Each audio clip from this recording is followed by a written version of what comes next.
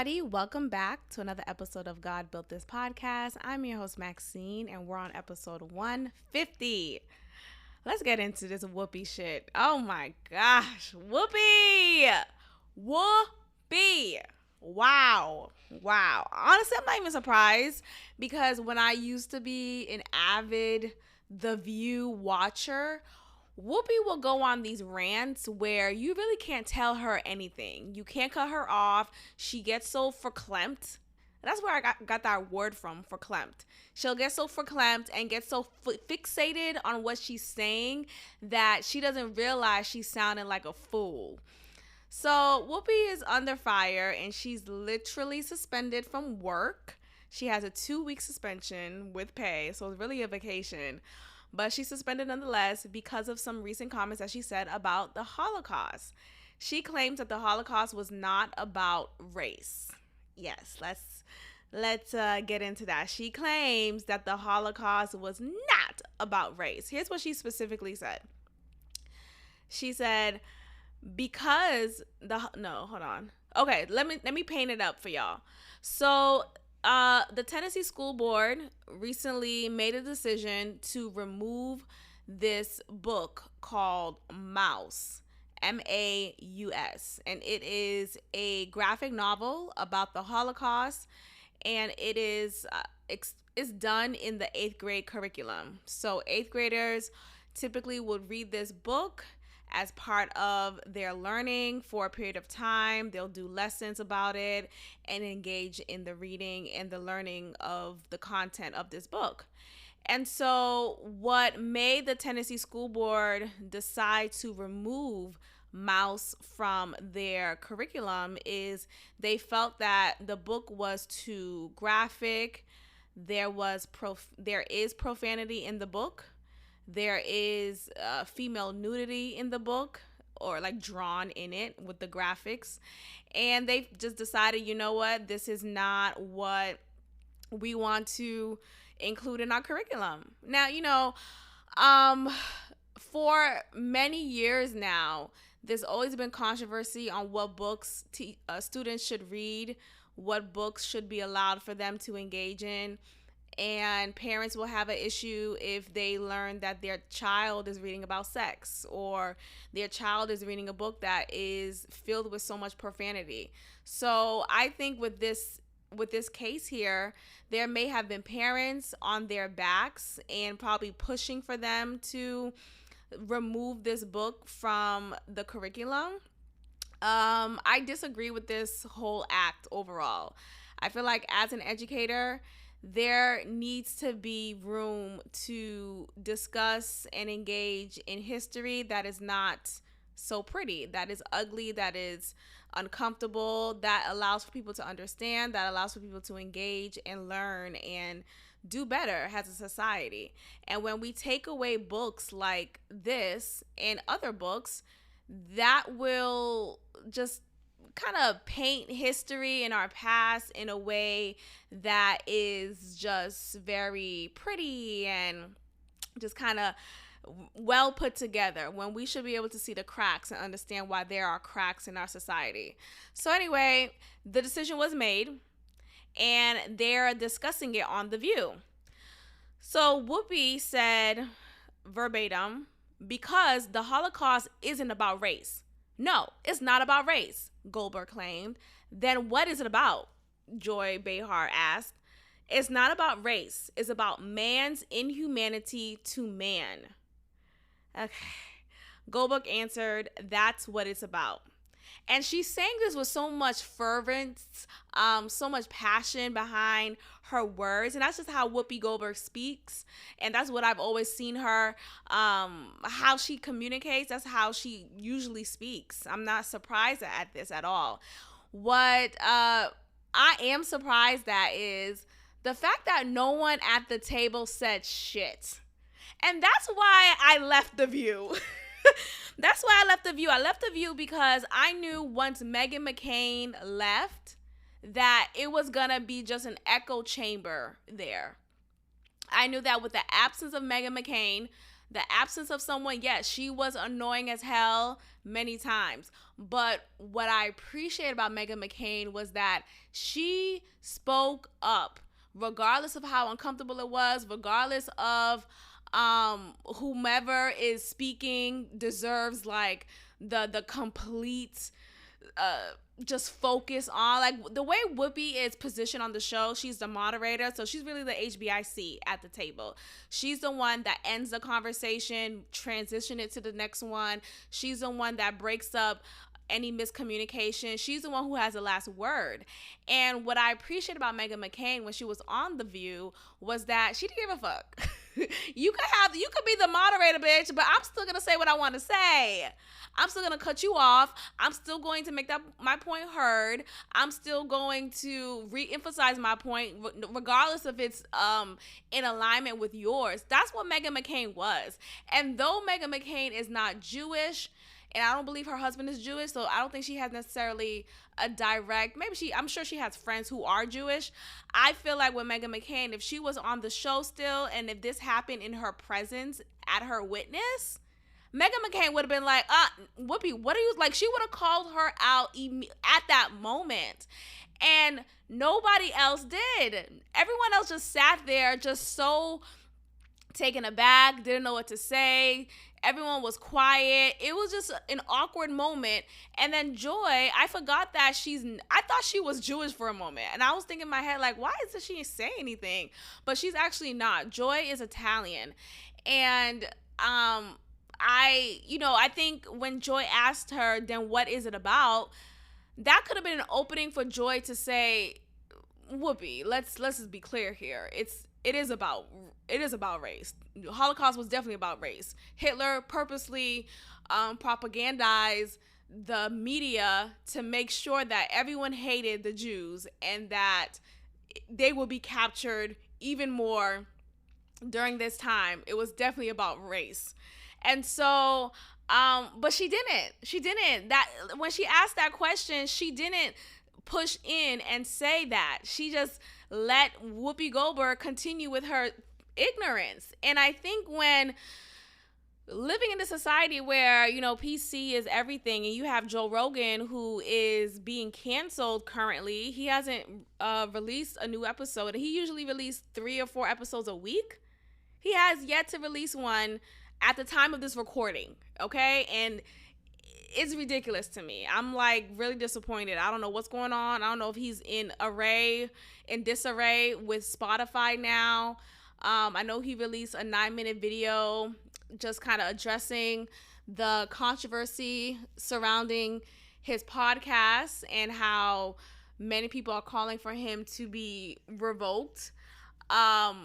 I still didn't think that it would have been enough for him to not produce and release episodes. So that's disappointing, because that's a part of my repertoire. Like every day I put on a podcast that's on my roster, and that's one of the ones on my roster. Anyway, back to Whoopi. Whoopi said what she said. And here's the thing, when you try to sound deep but you really sound dumb, this is an example of that.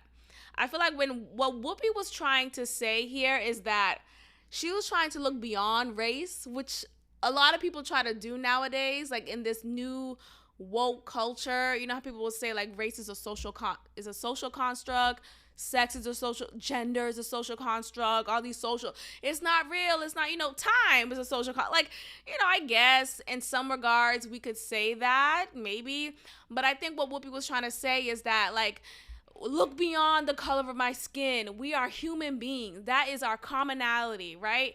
And I think that's what Whoopi was trying to get at. And that it's not about black, it's not about white, it's not about yellow, orange, it's not about these colors. It's about human beings being unkind to human beings. And that is what needs to be addressed. I think that's what she was trying to say. But when you say things like that, you dismiss, specifically in this case, you dismiss the intensity that it was, right? And is. You dismiss what was the actual pursuit. The pursuit was to terminate all Jews. Hitler was a eugenist. Like, that was the pursuit. So to say it wasn't about race, it continues this rhetoric that some people still have to this day of dismissing what the Holocaust was. And I was watching the latest episode of And Just Like That, and there was a funny but semi cringe moment, but humor is cringy. But there was a funny moment in the latest episode from at the time of this recording of And Just Like That, where not Stanford, his husband, well, ex-husband now, whatever, that one, he's on the show. He brings his new gay lover to dinner at Charlotte's house, and Charlotte is she's a Jew now. She's Jewish now. She converted to Judaism because her husband's Jewish. And they were having a Jewish dinner. And so this guy, he comes, her friend, I can't remember his name, I don't feel like looking it up, but he comes, Anthony, right? But I think that's his real name, whatever. So he comes to the house with his new gay interest. And his gay interest sees that there's challah bread being prepared. And he asks, "Oh, is this a Jewish dinner?" And they say, "Yeah, it is." And then he says, "You know the Holocaust was a hoax, right?" And so and so that's the moment where it's like, yo, what? But the reality is there's a lot of people who feel like that. Like that's really the reality. There's a lot of people who still have this idea that the Holocaust wasn't real, that it didn't happen, and that it wasn't as a big deal as it was made out to be. And I remember being younger, y'all, like 14, and my first boyfriend at the time, he was telling me the same thing. He was saying he doesn't believe the Holocaust was real, and he was pushing all of these ideas as to why he believes that. He was saying, well, how come there are no bodies found? Like, where are the burial sites? Where are the bodies? What happened to the bodies from the concentration camps? What happened to the... And I'm like, what? Like, how dare you even question this tragedy, in in history, period. And, he was really like gung-ho about it. Now, I don't know about him now. I don't know if he still feels that way, but back then he was very much a contrarian, very much, I'm gonna, ruffle feathers on purpose. That's the type of guy he was. But the point is, the fact that this was even a conversation, right? The fact that people even considered and really believed that the Holocaust was a hoax. And you have thousands of people, maybe millions of people, but at least thousands of people who really felt this way. And I remember going online when I was younger, and I would just type in Holocaust, hoax, or fake, whatever I wrote down at the time. And I came across websites, one particular website that had a list of reasons as to why the Holocaust was a hoax. And I'm just like, what the fuck? What about all these survivors who have came across, who came to different school campuses and spoke on campus and spoke about their great grandmother or themselves being survivors of Auschwitz? And I just can't even imagine people really going out of their way to say it was a hoax. Look, I mean, let me not even go there. I mean, what I'm about to say is basically, America being America. Everything's a fucking lie here. So, I don't know, like Sandy Hook, we don't have to, I may have to talk about that behind the paywall, behind Patreon, but at the end of the day, I do believe the Holocaust happened. I really do. Back to Whoopi. I think what she's saying here, I think it was a failed attempt of her being this woke kind of, I'm above race, race is above me. You got to see people in their souls type of thing. I think it was a failed attempt of being that, and it just came off very foolish, very ignorant, very hurtful. And so consequences were had immediately. And you see that not only was Twitter just dragging her, The View, ABC in general, decided to give her the consequence of suspending her. And what's interesting is right after that episode on The View, she went on Stephen Colbert's show and said, and kind of doubled down on her remarks, basically kind of still standing on what she said. It was not until a few moments later, when really shit hit the fan some more, and it was consistently hitting the fan, that she realized she had to speak up and say, I apologize, that's not okay for me to say that. And then the next episode included a Jewish spokesperson who came on, a Jewish spokesperson, how do I say that word, came on and just basically kind of schooled her as to why what she said was anti-Semitic. So, I think when we talk about race and ethnicity and nationality, it gets very combobulated. It gets confusing, right? When you think about Jewish people and white, they're white, right? They're like, we think about Caucasians in general, right? There's different types of Caucasians. There's Irish Americans, there's Italians. The point of what I'm saying is that they share the same skin color, right? We share the same skin color. If you want to be detailed enough, though, there are olive undertones. There are darker white people. And I think what Whoopi was trying to say is that it's not about race because they're the same skin color. So how can it be about race? It was about humankind being unkind to other humans, which I think she was trying to say. She also made another point of saying that if Whoopi Goldberg, a black woman, was walking with a Jewish person who's white-skinned, and they're walking on the street and they came across a Nazi officer, Whoopi, being the black woman that she is, she would run opposite from the Nazi officer because she's a black woman and she's obviously a black woman. She's obviously not the same skin color as the Nazi officer. As if that Jewish person next to her, who is white skinned, though she or he is Jewish, because she's a whiter skin, that person will have more privilege to kind of slide by, to pass and be safe in comparison to a black person. So that was more of her doubling down and kind of standing in what she was saying, because ultimately you could see, like, black people, you could see from afar, right? Oh, that's a black person over there. A white person, you could, like, okay, like, you can't really tell if this white person is of Jewish ethnicity or ancestry or whatever, but you could tell a black person's a black person. I don't know, but anyway, Whoopi is suspended, and The View is on the decline. The View is on the decline, and I'm here for it. Honestly, I'm here for it. And it still pains me to say it. I think about how much of a fan I was on that damn show. Like, I was really just every day like clockwork. And, it gave me what it needs to give me.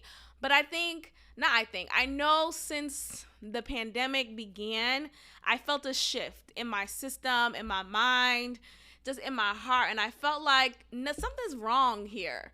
And these ladies, nobody was calling it out except for Meghan McCain.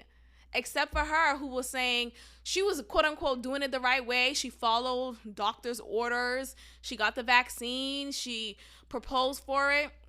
And yet she was feeling frustrated too, and she was making that known. And I appreciated that, because the other ladies was just quiet about it. They were like, oh, well, we got to do what we got to do. Like, it's like they weren't being honest. They weren't sharing their frustrations of the media and the government and Dr. Fauci saying one thing, but yet it not following through accurately, right? You can't tell me, oh, just get the vaccine. The vaccine's here. Everything will get back to normal. And then nothing's really back to normal. You can't tell me that these masks aren't just harming our human interaction, our human connection, especially for children, for young kids who are in school, they need to see the expression on your face.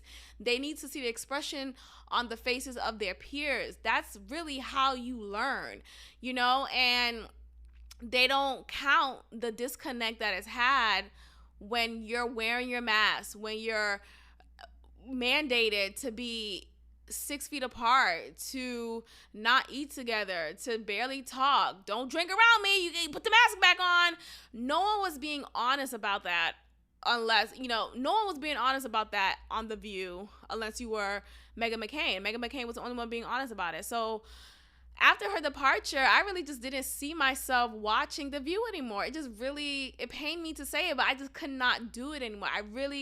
I had to take a stand for my own mental health because I know how I was feeling and I knew how The View was making me feel. It was making me feel suffocated in the fact that they were pushing this rhetoric and I was in totally disagreement with it. Even with Sunny talking about just agreeing with what Don Lemon was saying of the unvaccinated need to be shipped off somewhere and they should never be out their house and they shouldn't be treated, and just treating the unvaccinated like they're serial killers and blaming them for the lives of many who've been lost. And it's like, no, that has, so ultimately The View wasn't being honest and Meghan McCain was the only one being honest. And though Meghan McCain has her flaws, don't get me wrong, but she was an honest ass bitch. And I love that about her. I think I just respect that about her the most. So her departure really led to my departure from The View. So yeah, The View is over. I feel like it's just a matter of time for them to wrap it on up. It's lost its spark. We'll see where it goes. I think ultimately Whoopi may get fired. She may get let go, or Whoopi may quit. However it may come across to us. Now, I don't know what will happen by the time you guys hear this recording. Maybe there will be an update. But I think something will happen because with ABC, they let go of several people who have said racially insensitive things. You have Megyn Kelly, who is a white conservative woman, and she was supporting blackface. How some white people would wear blackface during Halloween time, and she was a proponent of that. You have Sharon Osbourne, and so Megyn Kelly was fired, and her show got canceled. You have Sharon Osbourne, who got fired after supporting what's that guy name? That British guy. He Piers Morgan. You got him. He was saying how he and Meghan Markle, all these Megans, he and Meghan Markle went on one day and he was really interested in her, but she wasn't interested in him. They just went on one day and that was that. He tried to talk to her afterwards, but she left him on red. And last time, and since then, he found out that she met Prince Harry, they got together, X, Y, and Z. And so he comes off a little butthurt, right? He comes off maybe bitter, but he made some remarks about her saying that she was suicidal or just feeling like she wasn't interested in living anymore, however she worded it, but that was the gist of it. And he was saying how he doesn't believe her. He feels like she's an attention whore and he doesn't believe what she's saying. And he was just stating his true, honest feelings. And Sharon Osbourne supported what Piers Morgan said and said how, look, he's entitled to feel that way. And that doesn't make him a bad guy. That doesn't make him a racist. Because at that time, people were calling Piers Morgan a racist for saying that because Meghan Markle is a black woman. I know, she is, right? She is. I know. Is she? She is. She has a black mom. She is. So because Sharon Osbourne simply supported her friend Piers Morgan, who was being accused of being a racist for not believing Meghan Markle's suicidal ideations, that's why she got fired. But in that conversation they were having on The Talk, not on The View, The Talk, come on, what's going on with these names? But anyway, there's The Talk, The Real, The View. What is it? The what? So they were having a conversation on the talk, and Sharon Osbourne was talking kind of aggressively towards Cheryl Underwood, who's another co-host on the talk. And Sharon Osbourne was like, tell me. I guess the way that Sharon Osbourne was talking made it sound like she was just like this white, privileged, Karen type of woman who is just talking flippantly to a black woman. So we were just seeing the optics of it, or people were focusing more on the optics of it, and were immediately calling her racist for that. So she was getting dragged online, and then you had former the talk co-hosts would say that Sharon Osbourne has made them feel uncomfortable, and just they felt like she had a racial aggression and insensitivity towards them when they were on the show as one of the co-hosts. So you had all of that rippling effect, and it led to Sharon Osbourne being let go. And so that's another case of the ABC News Network, or just the ABC Network in general, letting go their employees for anything that's racially insensitive, anything that's even on the line of racially insensitive. So it's interesting to me that Whoopi Goldberg was just suspended. So I don't know what's going to happen in the 2 weeks of her suspension, if it's going to lead to her being let go or her walking away from the job and just done. Like, what happens then? Who knows? I think ultimately, though, I mean, look, I don't really care for cancel culture. I don't think it's necessary to have cancel culture, but I feel like if you're going to have that same energy for previous people who have said racially insensitive remarks, then have that same energy for Whoopi Goldberg. Like, don't suddenly stop the cancel train because Whoopi is more of a liberal than a Sharon Osbourne or a Megyn Kelly. So I think it's just only fair to do that. So yeah, that's my take on that. I want to talk about quickly how the author of the book Mouse, the same book that the Tennessee School Board decided to ban, he said how he feels like them banning that book of his is an example of an Orwellian society, which is amazing comparison here. So let's talk about an Orwellian society. That's a difficult word. Just spell it out. It's ORWELLIAN.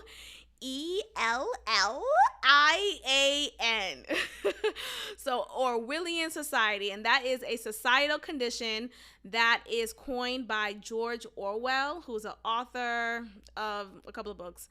But he identified it as being destructive to the welfare of a free and open society. Does it sound familiar?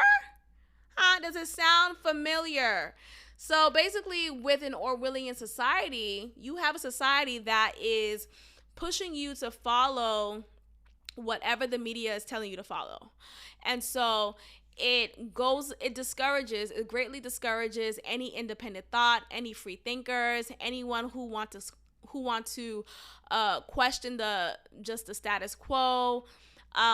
It wants to create a draconian control by using propaganda, surveillance, disinformation, denial of truth, manipulation of the past. And I'm reading this complete definition from Wikipedia, so you guys could check that out.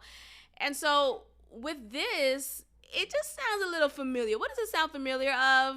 You guessed it, the times that we're in now. So us questioning or not questioning the media when it comes to COVID, when it comes to vaccines, it is feeling like another example of Orwellian culture, of Orwellian society.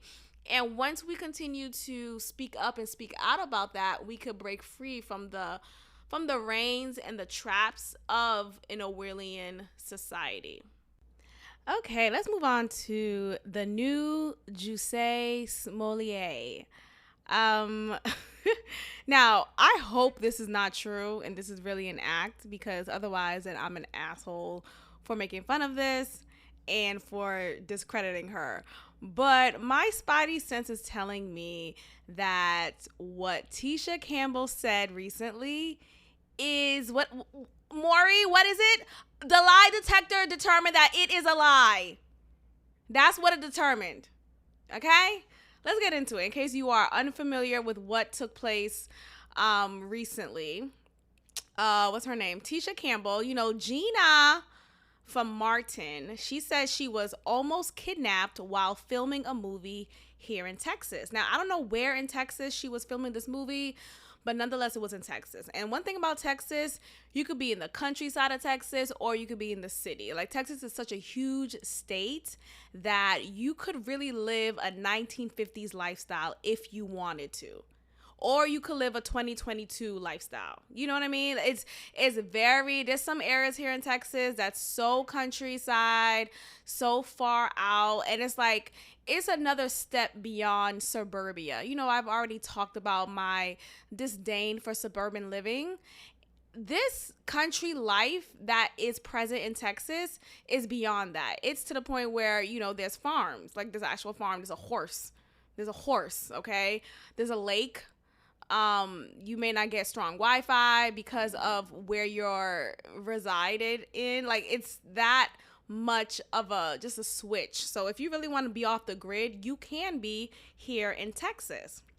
So Tisha says that she was almost kidnapped while filming a movie here in Texas. And I'm going to just read the words that she shared in an Instagram video. So Tisha Campbell Martin took to social media and shared a scary experience that happened, allegedly, while filming a movie in Texas. In an Instagram video, she said that she suspected that she was almost kidnapped by human traffickers. So, start quote. "Don't freak out, but I think I almost got snatched up," she said. "So they don't have Ubers where I'm filming, and I had to call a taxi. So I get this number, but the truck van that pulls up looks real sketchy. But there's a guy in the back seat, right? So when he jumps out, the guy is just standing there. I thought he was getting picked up. He goes, 'Get in.' I look inside the car. It's fucked up. The rubber is pulled up from the bottom. There's dirt everywhere. The back seat looked like it was snatched out for a fucking reason." I'm reading her quotes, guys. What else she says? She says, "I said I'm not getting in the effing car. F y'all. Get the F out of here," she said back. When she went back to the front desk where she requested the cab, she realized she was almost kidnapped. She says, "What's crazy is I went back to the front desk. The guy that gave me the taxi number wasn't there." She wrote in the caption of the video, "I asked the woman where he was. She looks at the number and says, 'Why would he give you this number? This isn't the normal number.' It was a setup for real." That was the words of Tisha Campbell, Night Pulliam, Keisha Coles. Everything's a joke. Why am I laughing at this? I hope this is not true. I hope this didn't really happen. I hope she didn't really find herself in a situation where she could have been abducted. That is horrible. I do believe human trafficking is real. Okay, disclaimer is done. Now, Tisha, what the fuck? Tisha, let's start from the beginning. Look, I know I started off the story by telling you guys that there are areas in Texas where it's really countryside, really 1950s, but it's 1950s with a 2022 twist, okay? You could call an Uber. Let's stop. I can't even imagine an area in modern times in Texas or anywhere else, no matter how far out it is, you could find an Uber, a Lyft, you could find someone. And what I also find strange about this story is, maybe it's just me, I'm quick to find information on my own. I'm not going to call on the front desk people. Like, I'm not, I'm at a hotel. I'm going to call the front desk. "Hey, what would you recommend as great places to go to travel," or whatever. I will go on Google. And you may think, well, isn't that essentially the same thing? You're still finding someone else's opinion. Yes, but you could filter out which opinions work best with you. You could filter out which is more safe with where, just how you're getting there, being a person just on your own going to a certain area. You have to be mindful of all of that when you're traveling, when you're just perusing an area that's new to you. And I find it suspicious when, I just find it very unwise to be one person going to a man who happens to be at the front desk, but you're going to this man. The man may see you and see money. The man may see you and see you as a trick, right? As someone who they could get their socks off, their rocks off, whatever. And so going up to this front desk person, asking them, maybe giving them a little bit more information than you need to. I don't know. I just feel like that's just an unwise thing to do for seemingly street smart woman Tisha Campbell is. I don't expect for her to do that. And I don't know how much money, I'm not trying to pocket watch her, but I also feel like, doesn't she have people on her team? Like, she was able to book this movie gig, right? Doesn't she have an agent? Doesn't she have an assistant? Someone on her team who could just arrange transportation? She has to go to the front desk herself and ask about a taxi. What's a taxi? Hello? Is this New York, Sex and the City? What's a taxi? A taxi? I'm sorry, what? Is it taxi.com? Like, what? Who still has taxis? The fuck are you talking about? So that just already sounded suspect. Now, aside from this story being suspicious, I recognize that there are, what was I gonna say? I recognize that there are different, like color taxis. I forgot what I was gonna say. My train of thought just ran out. Anyway, Ubers still exist no matter where you are. That's the point. Oh, what I'm saying, okay. I do believe that there are hotel chains that are a part of human trafficking rings. I read different stories on Twitter, though. But I mean, Twitter nonetheless, Twitter is just another outlet where you could distribute news. So it could have very well have been a true story. It was people leaving reviews on particular hotels in different areas in America in which they felt unsafe.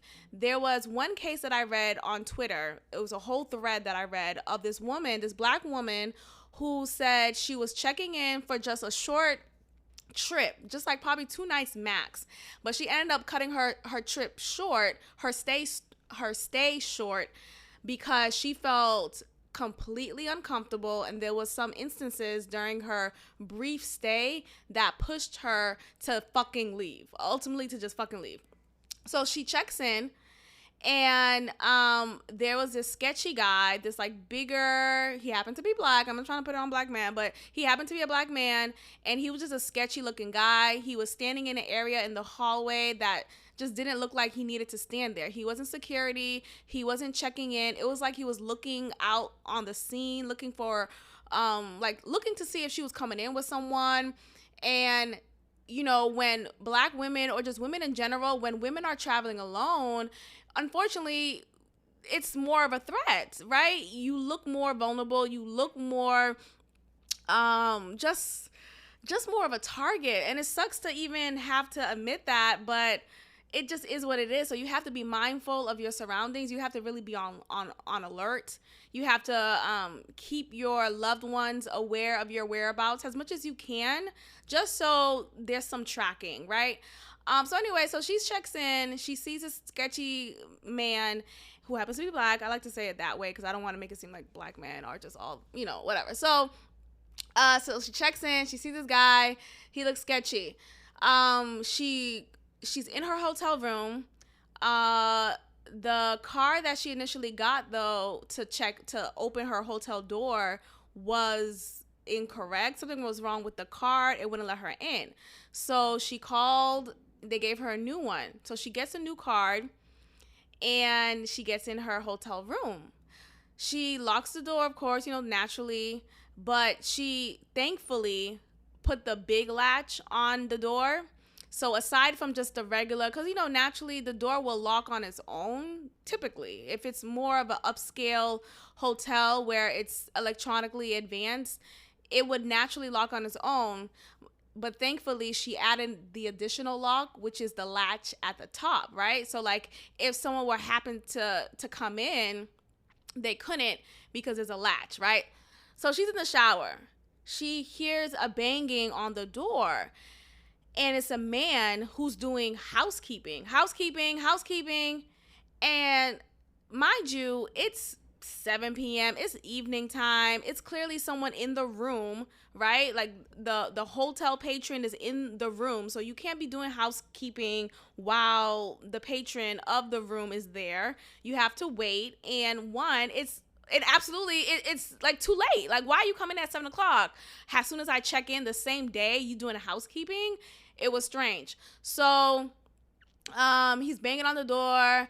She's telling him, no, like, no, you don't have to do housekeeping. So he continues to bang on the door, and he was able to actually open the door because he had the correct key, the key card to tap in the door.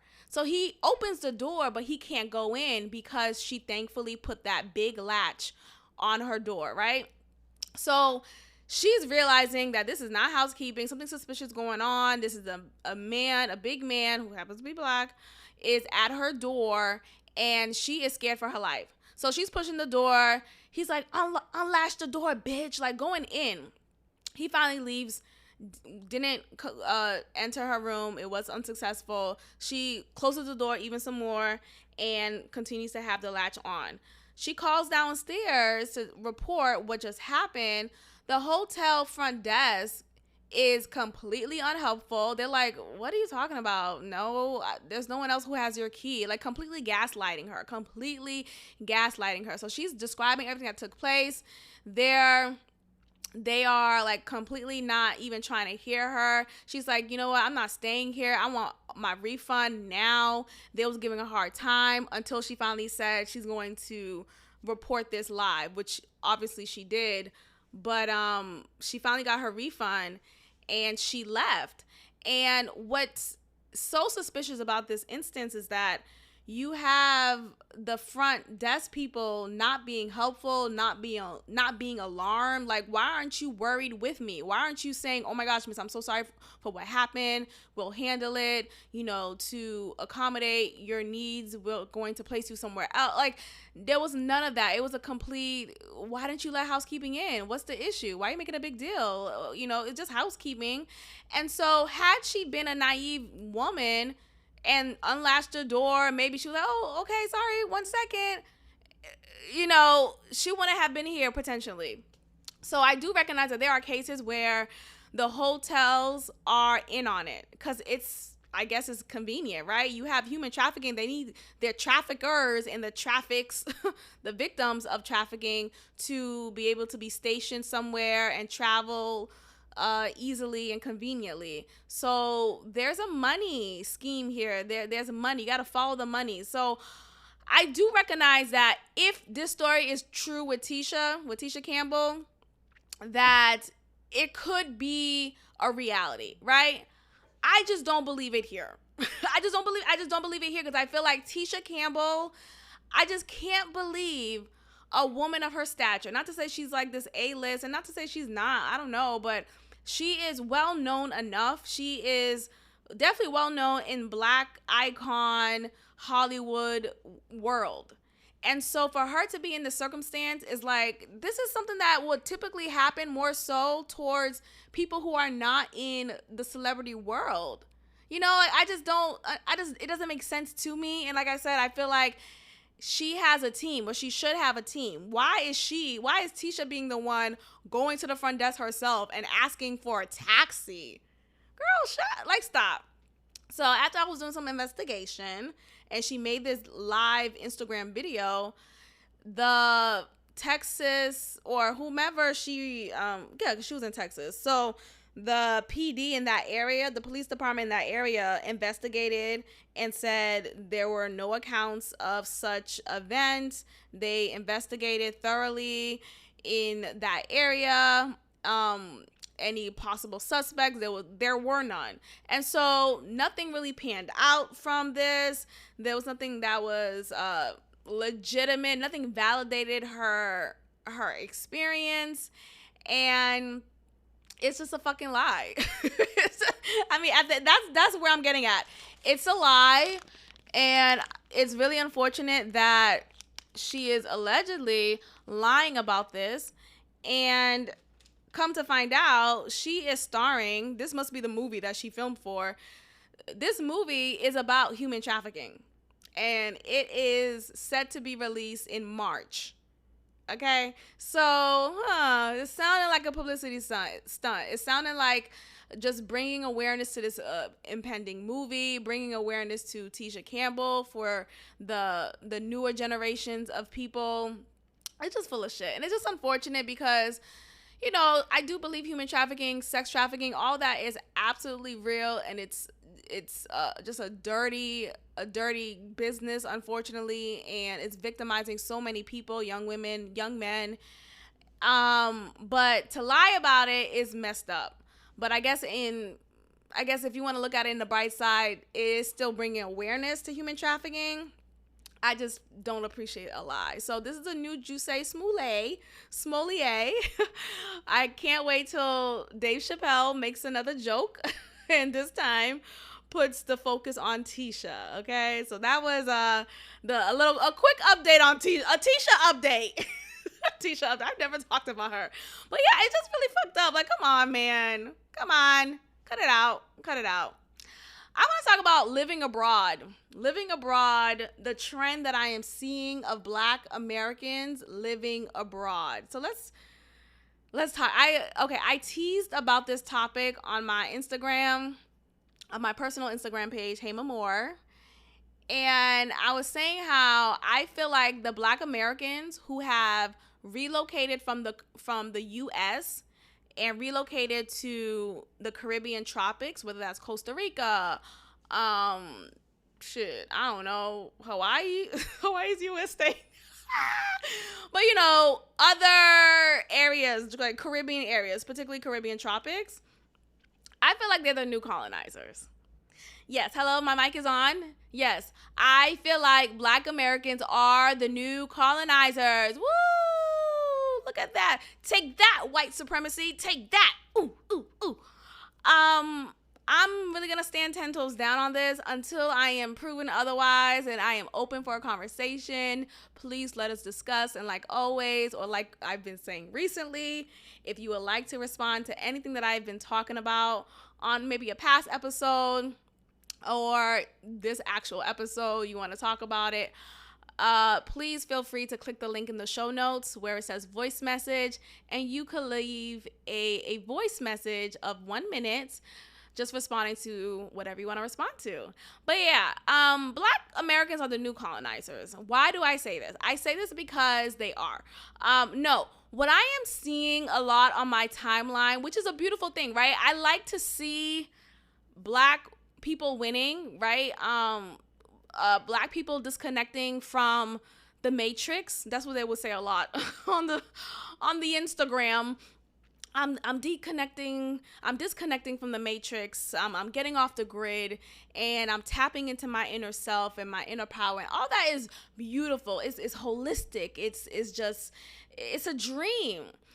But they relocate to these lands that are, yes, essentially beautiful. These lands that are just natives and just natural, and be as you are, and you could walk barefoot and you're not going to be judged. You could just never wear a shirt. There's this Black guy that I see on my timeline who has relocated to Costa Rica. And every time I see this man, he never has a shirt. I don't think he owns shirts ever since he moved there. I never see him in a shirt. And it's like, we get it. You have a chest. My God. Oh my God. And this whole I'm carefree and I'm Black. Okay. We get it. You have no bills. You're disconnected from America. You don't have to deal with COVID shit. And like, yes, that's envious that, you know, maybe it's envy that I'm feeling, but like, can you put a shirt on? Every day you're in the water, every day? Like, can you cut the shit? Just cut it. Okay? So anyway, he never wears I don't know how much I can say. This is not even enough for me to make it clear to y'all. He literally never wears a shirt. He's in the restaurant with no shirt on. Bare-chested. Shit, probably barefooted. What? do you never like, I feel like maybe after a while when you're living in the tropics, in the Caribbean tropics, are you just never like susceptible to mosquito bites anymore? Do the mosquitoes realize, oh, you're one of us now because you've succeeded this time point? I don't know. I really don't know. But he never has a shirt. Oh my god, just annoying. Anyway, what was I gonna say? So yeah, so you see him and others like him living in the Caribbean area, Caribbean land, Caribbean tropics, and they have no care in the world. They have the finances to live however they want, and they get to take advantages of the Caribbean luxuries because they could afford to, right? They take their USD into these lands, and it could afford them more of a luxurious lifestyle than they could have had in America, one.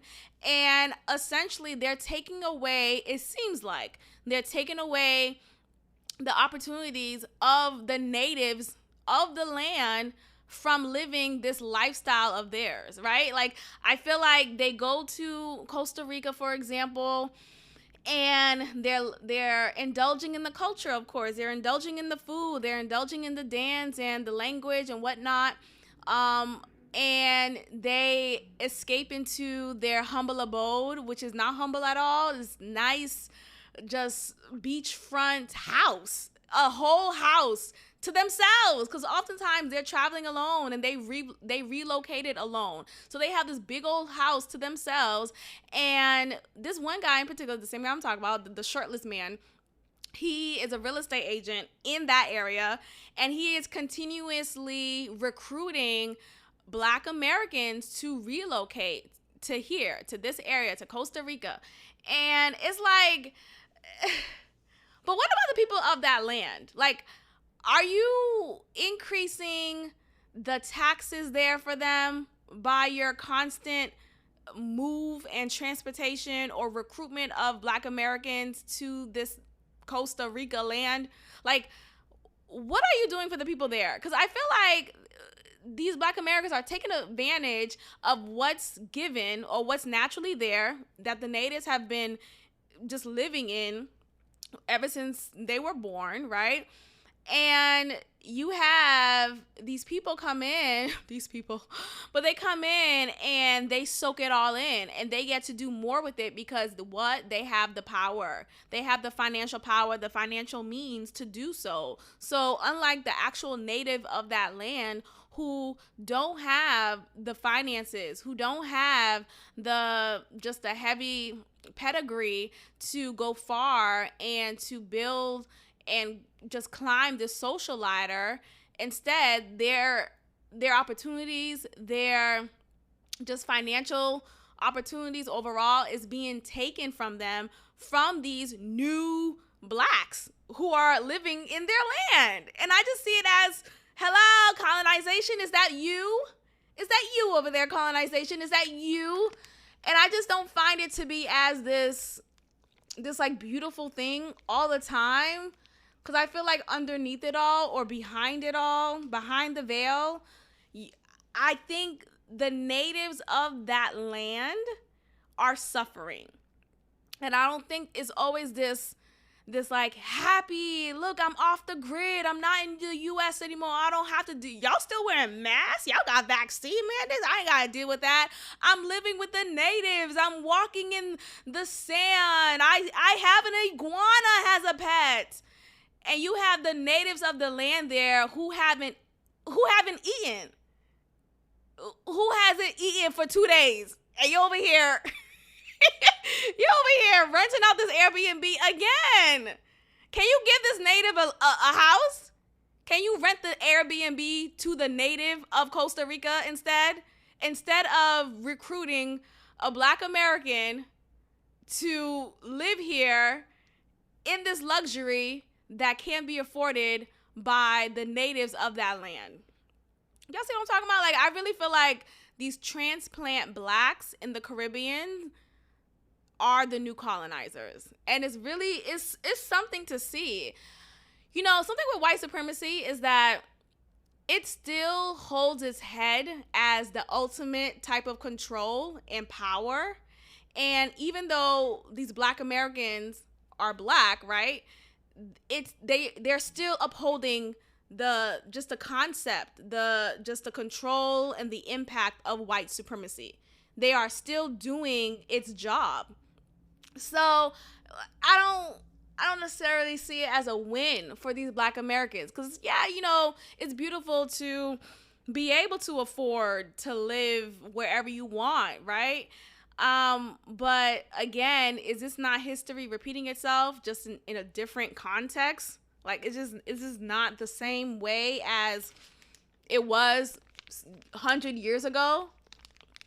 That's what I'm thinking. So, Black Americans are the new colonizers, and let's do something about it. Let's sign this petition and do something about it. Let's get into Joe Rogan real quick, because I am being bombarded with information about him saying the N-word. Yikes. Okay. Now, let's assume that these videos is a compilation of videos that someone has gathered of Joe Rogan saying not saying literally the N-word, saying nigger, okay? Like saying the N-word in its fullness, okay?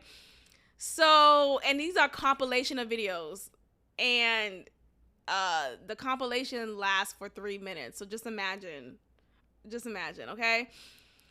He is allegedly saying the N-word here, and I'm saying allegedly because we don't know. This could be a case of deep fake, and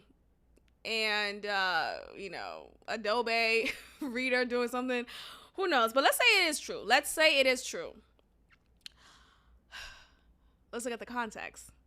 And I'm not trying to cape for him. I think it's foul regardless for any person, for white people in particular, for non-Black people to say the N-word. Now I even wonder, is it even offensive for y'all for non-Black Americans, Black people, to say the N-word? Like, I've been watching and listening to Tariq Nasheed, and I know he would have a problem with he always say FBA. I haven't heard what FBA meant until I started watching his content. Like, what the fuck is an FBA? You and these acronyms, until I knew what it was. And then ADOS. Just say Black American. No, foundational Black American. Okay. I feel like a Tariq Nasheed would be not okay with Black people not from America saying the N-word as well. So, there's that conversation. So I'm definitely interested in hearing what you guys think about that, because, I've been letting it loose. I mean, technically, I am a Black American, just my roots are Haitian. So, how does that fit in, But anyway, nonetheless, you have Joe Rogan, a white man, who has said the N-word repeatedly, and has done so freely and casually and comfortably on air on his podcast over the years. And I think what's interesting about this is that he's a comedian, but the context in which he has said the word, from the compilation that I watch, it seems like he's saying it in a historic context, like he's trying to break down the origin of the word, the etymology of the word, and he's really trying to just, I guess, sound profound with it, which is fine, right? Like, we like to talk about, at least, when I watch Godfrey's podcast, the comedian, Godfrey the Comedian's podcast, he would always talk about the etymology of words and the Greek origin of it, the Roman meaning of it. The words have meaning, and they come from somewhere. They're rooted in something. And I love a good history lesson. So maybe this is the context in which Rogan is saying the N-word. Now, I think, though, regardless, obviously considering the history and the hurtful nature of the word, he should know better than to repeat it. He should know better than to say it so casually. It's one thing to say it one or two times. a little, what's his name, Justin Bieber type of moment, But it's another thing to keep on saying it and feel like, hey, what's the big deal? I'm just saying, like, I'm just a white guy saying it. I think sometimes these white men who say it casually and they use the context of, or the excuse of, hey, I'm using it in a historical context. Like, why are you making a big deal of it? It just is what it is. Like, I don't think this should be a fight for white people in particular to say the word and try to use that excuse. Like stop fighting it. Like, why do you need to say it so badly? And it's one thing to use that excuse of, I want to have a historical conversation about it. I want to understand where the word came from and how it landed on so many black people and just created just a hatred for, like, again, I love a good history lesson, but I still feel like you could have those conversations without saying the word directly, specifically in its fullness. You could literally just say the N-word. You could say that. You could say the N-word. And Joe Rogan didn't do that. He didn't do that, and I don't know when's the last time, like, I don't know the timestamp or the time in particular when he said that word on air on his podcast, but there was like different clips of him saying it and the backgrounds were different. And if you are a long time, like an OG Joe Rogan Experience listener, you know that the setup of his podcast studio has changed over the years, of course, right? So you see the changes in this compilation and you see that he has consistently this nigga consistently said the N-word throughout the evolution of his podcast. And I just find that to be at the very least hilarious. At the very least. Now, can we create space for, not for him to say it, right? I still don't think he should say it. But I feel like, can we create space for him to say it and him not be labeled as a racist? I'm raising that question because I really am interested in knowing what you guys think about that, because I'm still trying to unpack that. I don't think, like, I'm not quick to give a white person the racist card. Not to say that there aren't reasons or moments in which racism is present, right? But for this case and him just saying the word, and I'm not trying to say just as dismissively, but I'm saying just in particular because he, like, to focus on that word, him simply saying the N-word in its fullness doesn't, or I don't think it should immediately equate to him being a racist. That's what I'm trying to get at. I just can't subscribe to that mindset, to that thinking, like, oh, as soon as you say the word, you're a racist. And especially if you're saying it in a context in which you're talking about the history of that word. If you're saying it obviously in a way that is derogatory and you're saying, yeah, these niggas over here, like, you're saying it in a defamatory way, yes, absolutely. That racist card is labeled and is stamped and is signed, sealed, and delivered. But that's not the case here with Joe Rogan.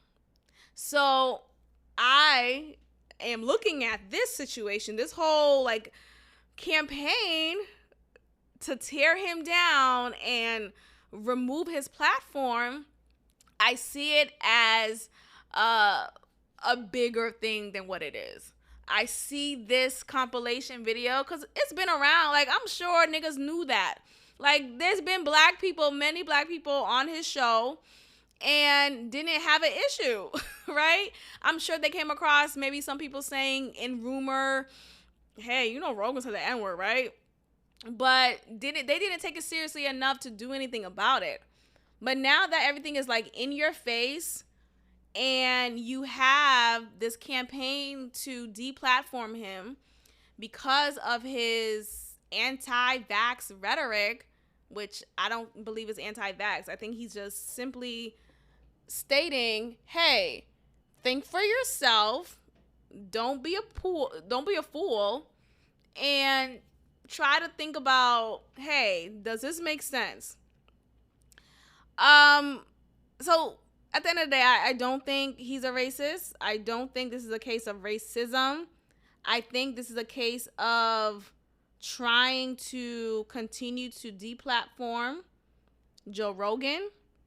I see this as an opportunity for the Neil Youngs, because there's several of them who's been coming out and coming against Joe Rogan. I think it's an opportunity for them to win and to really bring him down.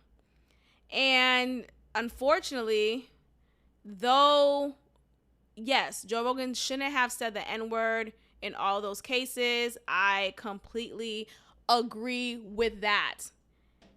And still, I don't agree with deplatforming him.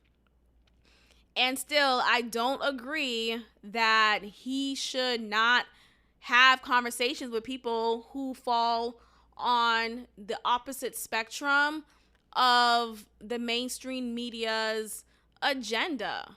Like, I hate that his freedom of speech, my freedom of speech, people's freedom of speech is being threatened and attacked day by day. And this N-word compilation video is just another way to tear him down, to bring him down, and to give him no way to have access to us anymore, as freely as he has. Look beyond the compilation video of him saying the N-word. Look beyond that. I want you guys to look beyond that. I encourage you to look, just look beyond that. Don't even pay attention to that. Look at what they're doing here. They're trying to tear this man down simply because he is not a proponent of vaccination, because the COVID vaccination in particular doesn't sound all the way supportive, to say the very least. Now, he has said in some episodes that I've noticed, he said, I don't know if they're like trying to make him say it, but I have heard him say, you know, I think the COVID vaccine works. You know, I encourage the elderly and obese people to get vaxxed. So like, I feel like he has to say something like that, which he has. So he said that, but he also believes that your health is really your wealth. Like, you have to know how to take care of yourself. You have to know how to keep yourself accountable and not depend on this vaccination. And he's not in favor of vaccinating kids. And so all of that is dangerous rhetoric, because it's going against mainstream media. It's going against what Fauci wants us to do. And that's what I hate. I still, you know, despite this compilation N-word video, I do not support deplatforming Joe Rogan. I don't. And I think ultimately we need to follow the money. We need to follow, why is it that all these people are coming out in against Joe Rogan? Why is that? The money. Just follow the money and you have your answer there. All right, you guys. Thank you guys so much for listening. I'm going to end the episode here. I appreciate you. Thank you for all the listens. Continue to listen, and I will check in with you all next time. Bye. Thank you for tuning in to another episode of God Built This Podcast with your host, Maxine. Be sure to leave a review, give me 5 stars, and of course, subscribe. Also, follow God Built This Podcast on Instagram at God Built This Pod. God bless.